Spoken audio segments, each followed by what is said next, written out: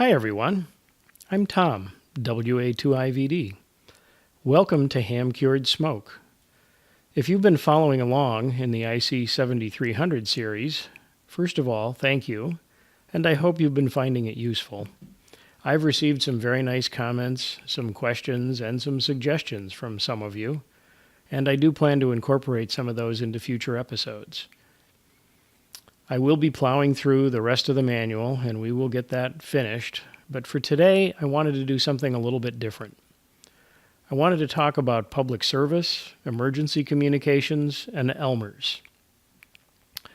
I was very blessed when I was a young ham many years ago with a number of very good Elmers who helped me with new skills, teaching me the hobby, helping me along with things.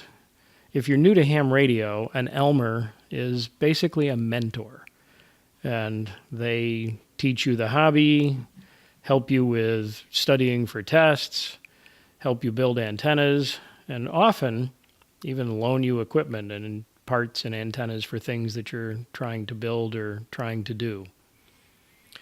One particular Elmer that I remember was a gentleman by the name of Bob Hinman, WA2DIZ.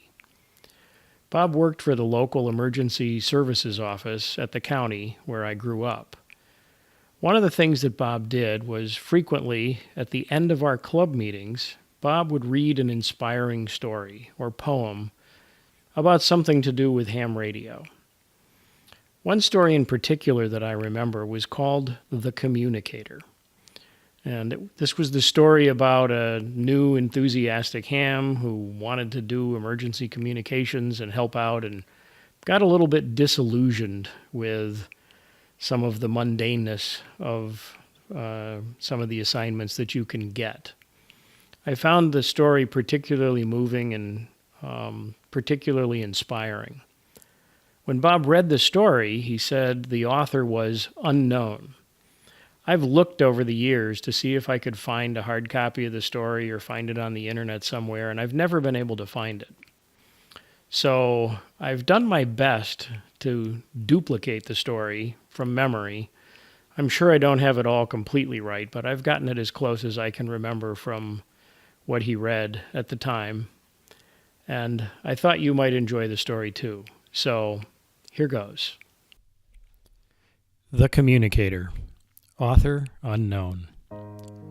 I studied hard to pass my test. I was ready to help out. My Elmer said I was good to go. Of that, I had no doubt. I wanted to volunteer to work that big event, but mostly we did training, like setting up antennas and some tents. It seemed like nothing ever happened. It was a quiet, boring town. After doing nothing but training, I was getting a little down. Then one day I got the call, report to EOC. As they gave me my assignment, there was some fear in me. Run a station at the shelter, that would be my task. Tell the shelter staff I was the communicator, if anyone should ask. I had my station all set up in a tiny little room.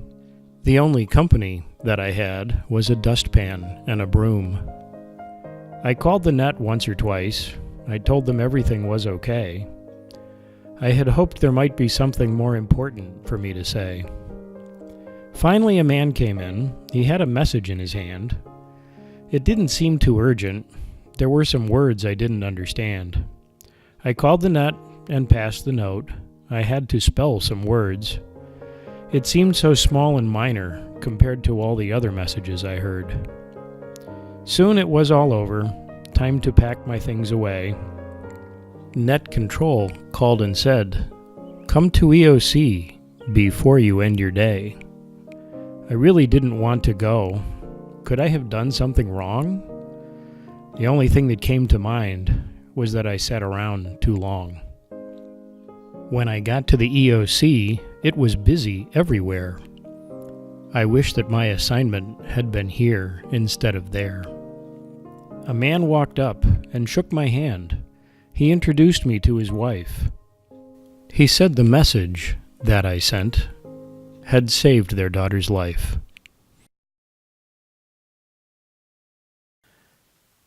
Well, I hope you found that as inspiring as I did the first time I heard it many years ago.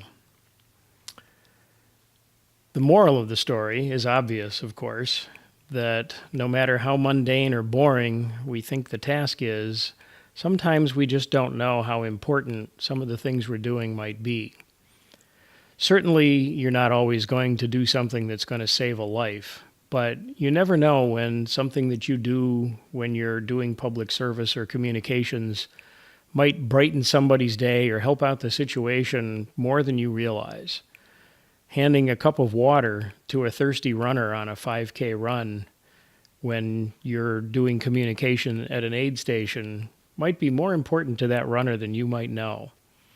Or perhaps an antenna that was very important to a particular site didn't blow down overnight because you did a good job tightening up the guy ropes when you were setting it up earlier in the afternoon. The point is, when we do communication for public service, emergencies, and so on, the key point is the people that we are serving. It's all about them. It is not about us. It's not about getting glory and accolades for what we're doing. That's nice when you get that sometimes, but try to keep in mind that it's the people that you're serving that are the important ones. That's all I've got for today. Next time we'll get back into the IC 7300. As always, thanks for watching. I'm Tom, WA2IVD, and this is HamCuredSmoke.